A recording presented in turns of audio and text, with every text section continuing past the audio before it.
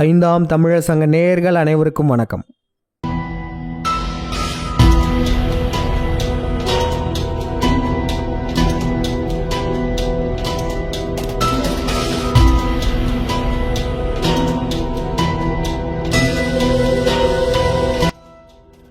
ஏர் India விமான விபத்து. இந்த கொடூர நிகழ்வில் எல்லாருமே இறந்துட்டாங்க. ஆனால் ஒருத்தர் மட்டும் தப்பிச்சிருக்கார். இந்த விஸ்வாஸ் குமார் என்பவர் மட்டும் எப்படி தப்பிச்சிருப்பார்? இதை தான் நம்ம இந்த விழத்தில் இன்வெஸ்டிகேட் பண்ண போகிறோம். நம்ம இன்வெஸ்டிகேஷனுக்கான முதன்மையான நோக்கம் என்னதுன்னா, இந்த விமான விபத்தில் பார்த்தீங்கன்னா இந்த பிண்டாரிகளால் தான் நிகழ்த்தப்பட்டதுன்றதுக்கு பல குறியீடுகளை வச்சுருந்தாங்க. 9/11 குறியீடுகளை பல இடத்துல வச்சுருந்தாங்க. இவருடைய சீட் நம்பருமே 11 தான். இது எல்லாமே ஒரு கோஇன்சிடென்ஸ்னு வச்சுப்போமே, இது எல்லாமே எதர்ச்சியாக நடந்ததுன்னு வச்சுப்போமே. ஆனால் இவருடைய பெட் நம்பரை பாருங்களேன்.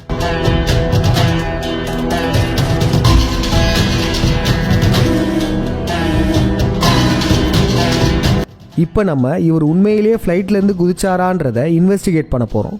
ரொம்பவே லாஜிக்கலாக டெக்னிக்கலான அனலைசிஸ் தான் பண்ண போகிறோம். முதல்ல இவர் எப்படியெல்லாம் விழுந்தார்னு ஊடகங்களில் சொன்னாங்கன்னா, இவர் ஃப்ளைட்லேருந்து குதிச்சிட்டாருன்னு சொன்னாங்க. எமர்ஜென்சி கதவு வழியாக வெளியே குதிச்சு தப்பிச்சிட்டாரு அப்படின்லாம் சொன்னாங்க. அதுக்கு ஆதாரமாக என்ன சொல்லப்படுதுன்னா, இந்த ஃபுட்டேஜ், இந்த கிளிப்பை பாருங்களேன்.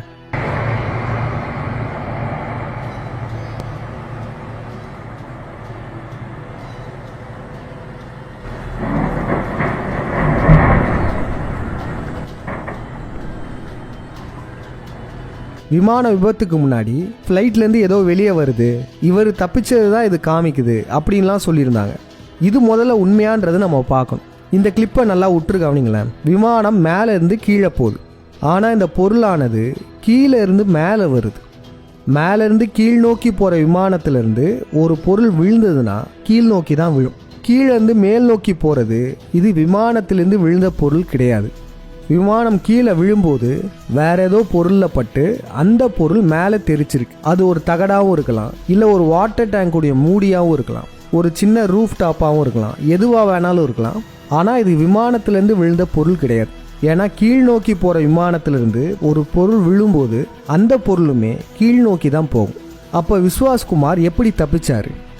அவரே பேட்டி கொடுத்துருக்காரு. என்ன சொல்கிறாருன்னு பாருங்களேன். I could feel engine thrust increasing to go up, but it crashed with speed into the building.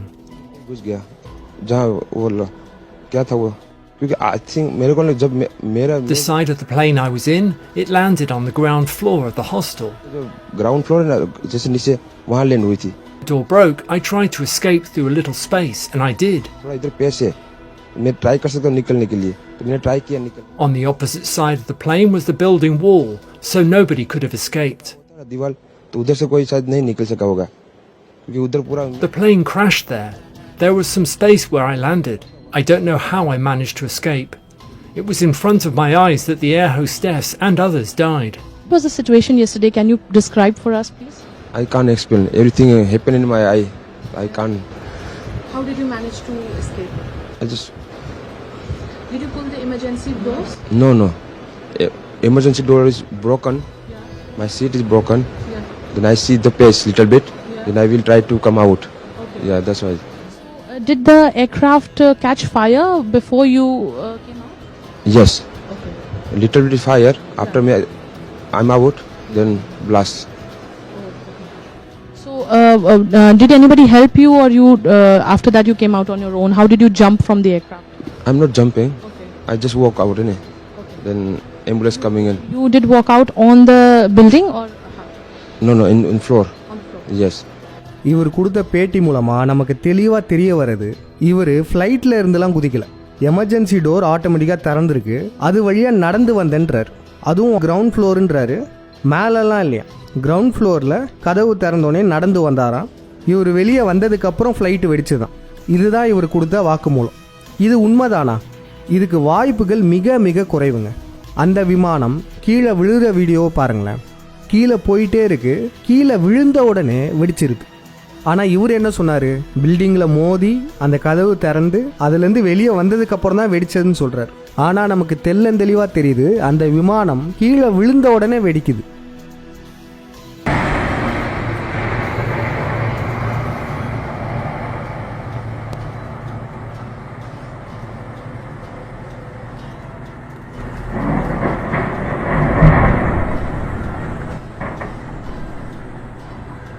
அந்த விமானம் ஹாஸ்டல் பில்டிங்கில் இடித்து ஒரு சில நொடிகள்லையே வெடிக்குது பாருங்க. மிகப்பெரிய வெடி விபத்து. அந்த விமானம் வெடித்து அந்த ஹாஸ்டல் பில்டிங்ஸ்லாம் எப்படி நொறுங்கி போய் கிடக்கு பாருங்களேன். ஒரு சில நொடிகள்லே இது நடந்திருக்கு.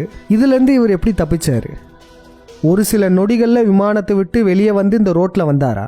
அவ்வளோ பெரிய வெடி விபத்தில் அவர் போட்டிருக்க டிஷர்ட்டு கூட ஒன்றும் ஆகலைங்க. அது மட்டும் இல்லை, ஒரு விமானம் வெடிக்குதுன்னு வச்சுக்கோங்களேன், முதல்ல எங்கே தெரியுமா வெடிக்கும்? அதனுடைய ஃபியூயல் டேங்க். ஒரு விமானத்துக்கு அதுக்கு தேவையான எரிவாயு டேங்க் எங்கே இருக்குன்னா 2 புறம் விமானத்தின் ரெக்கைகளில் இருக்கும். அப்போ முதல்ல வெடிக்கிறது அந்த விமானத்தின் ரெக்கைகள் தான். இதை ஏன் இப்போ சொல்கிறோன்னா, இவருடைய சீட் நம்பர் 11 இருக்குல்ல, இந்த சீட்டும் அந்த ரெக்கைகள் பக்கத்தில் தான் இருக்குது. முதல்ல வெடிக்கும் போது இந்த சீட்டுகள் தான் பாதிப்படையும். அது மட்டும் இல்லை, இந்த சீட் நம்பர் 11 என்ன சொல்கிறாங்கன்னா எமர்ஜென்சி எக்ஸிட் பக்கத்தில் இருக்குது, அதனால தான் இவர் தப்பிச்சார் அப்படின்றாங்க. விமானத்தில் ஒரு எமர்ஜென்சி டோர் மட்டும் கிடையாது, பல டோர்கள் இருக்கும். அந்த கதவுகள் வழியாலாம் யாரும் தப்பிக்கலையா? இவர் ஒரு கதவு வழியாக வெளியே வந்தார்னா இவருக்கு பக்கத்தில் உள்ளவங்களும் வெளியே வந்திருக்கலாம்ல, அவங்களாம் ட்ரை பண்ணலையா? அதுவும் இந்த சீட்டு எரிவாயு பக்கத்தில் இருக்க சீட்டு. விமானம் வெடிக்கும் போதே இந்த இடத்துக்கிட்ட தான் வெடிக்கும். அப்போ இவர் சொன்னதுக்கும் நடந்ததுக்குமே நிறைய வேறுபாடுகள் இருக்குங்க. விமானம் அந்த பில்டிங்கை இடித்து கிரவுண்ட் ஃப்ளோரில் நின்றுச்சு. எமர்ஜென்சி டோர் திறந்தது. அப்படியே இறங்கி நடந்து வந்தார். இந்த கிரவுண்ட் ஃப்ளோர்லேயே நடந்து வந்ததா சொல்கிறார். ஆனால் நம்ம பார்த்தது என்னது? விமானம் இடித்த உடனே வெடிக்குது. So that you came out on your own. How did you jump from the aircraft? I'm not jumping. Okay. I just walk out in it. Okay. Then ambulance coming in. You did walk out on the building or? No, in floor. On the floor. Yes. It landed on the ground floor of the hostel. The ground floor just नीचे वहाँ land हुई थी. இவர் சொல்கிற மாதிரி ground ஃப்ளோரில் கிடையாது, விமானம் அந்தரத்தில் இருந்திருக்கு.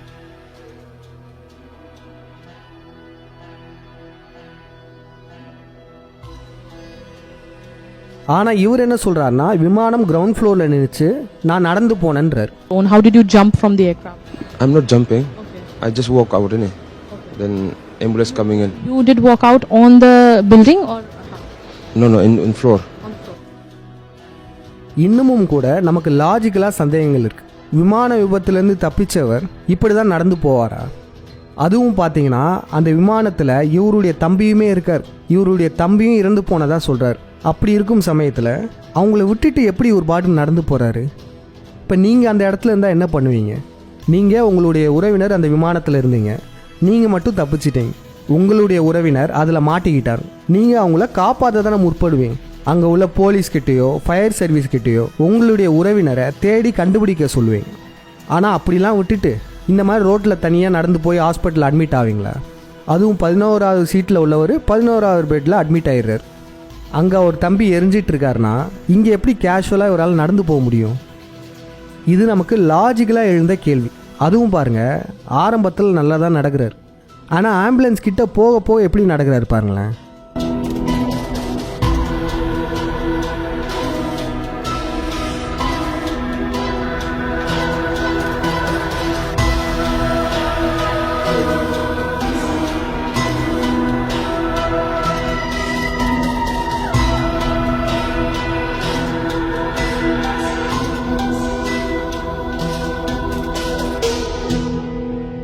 எதுக்கு இவரை வச்சு ரோட் ஷோ பண்ணுறாங்க? இவர் உண்மையிலே விமான விபத்தில் தப்பிச்சார்னா தீக்காயங்களோட இருக்கிற இவரை பாதுகாப்பாக ஸ்ட்ரெச்சரில் தானே தூக்கிட்டு போயிருக்கணும். அதை விட்டுட்டு எல்லாருக்கும் தெரிகிற விதமாக ஏன் இப்படி ரோட்டில் நடந்து போகணும்? அதுவும் பாருங்கள், இவர் இந்தியன் சிட்டிசன் சொல்லியிருந்தாலும் கூட இவருடைய குடும்பம் இவர் எங்கே இருக்காருன்றதை நம்ம தேடலாம். இவர் பிரிட்டன் நாட்டுக்காரன்னு சொல்லிட்டாங்க. அங்கே இவர் என்ன பண்ணுறாரு எதுவுமே நம்மளால் கண்டுபிடிக்கவும் முடியாது. இவர் இந்த வல்லாதிக்க சக்திகளால் நியமிக்கப்பட்ட ஆளாகவும் இருக்கலாங்க. இவர் முகத்துலலாம் காயம் இருக்குப்பா, இவரா பொய் சொல்ல போகிறாருன்னு நீங்கள் நினைக்கலாம். அப்படிலாம் கிடையாது. இந்த வல்லாதிக்க சக்திகள் நினச்சாங்கன்னா முகத்தில் உள்ள காயத்தை எப்படி வேணால் உருவாக்கலாம். இந்த காயங்களை வச்சு மட்டும் நம்மளால் முடிவு பண்ண முடியாது. இந்த செய்தியை பாருங்களேன். தாய் ஏர்வே இன்டர்நேஷ்னல் ஃப்ளைட் 261 டிசம்பர் 11 விபத்துக்குள்ளானது. 146 பேசஞ்சர்ஸில் 11A சீட்லேருந்து ஒருத்தர் தப்பிச்சிருக்காரு. இங்கேயும் 11A சீட்லேருந்து ஒருத்தர் தப்பிச்சிருக்காரு. 11ஆம் நம்பர் பெட்டில் அட்மிட் ஆகிருக்காரு. விமானங்களுக்கும் இந்த 11ஆம் நம்பருக்கும் உள்ள தொடர்பு உங்களுக்கு புரிஞ்சிருச்சுன்னா இவர் மேலேயும் நிச்சயமாக உங்களுக்கு சந்தேகம் வரும். இந்த 9/11 அட்டாக் உலக வல்லாதிக்க சக்திகளான இந்த பிண்டாரிகள் தான் நடத்துனாங்கன்னு எல்லாருக்குமே தெரியும். 9/11 இலுமினாட்டின்னு எல்லாருமே சொல்லுவாங்க. ஆனால் ஏன் இந்த 9/11 இந்த 9/11ன்ற தேதியை ஏன் சூஸ் பண்ணாங்க? எல்லா படங்கள்லேயும் ஏன் 9 வர மாதிரியும் 11 வர மாதிரியும் காட்டுறாங்க? இது இந்த உலகத்தில் உள்ள பலருக்குமே தெரியாது.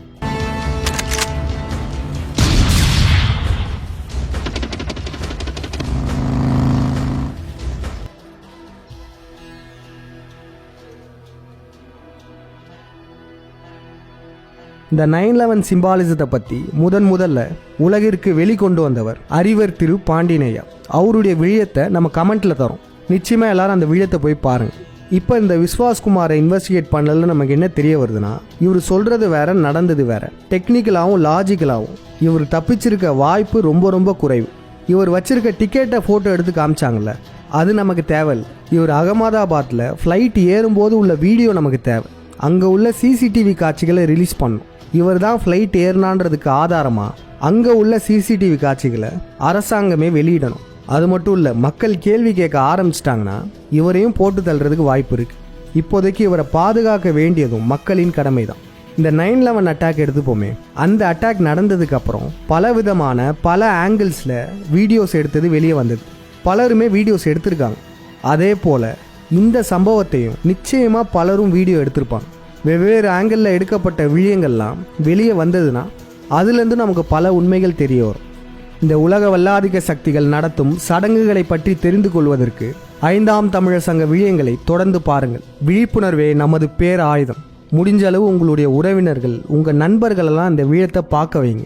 நமக்கு இவங்களுடைய சடங்குகள் பற்றி தெரிய வந்ததுன்னா நம்மளை சடங்கு கொலை செய்ய முடியாது.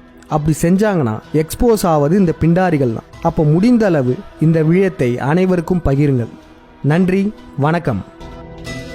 5ஆம் தமிழர் சங்கம் மக்கள் நீங்கள் தரக்கூடிய நிதி உதவியால் தான் இயங்கிட்டு இருக்கு.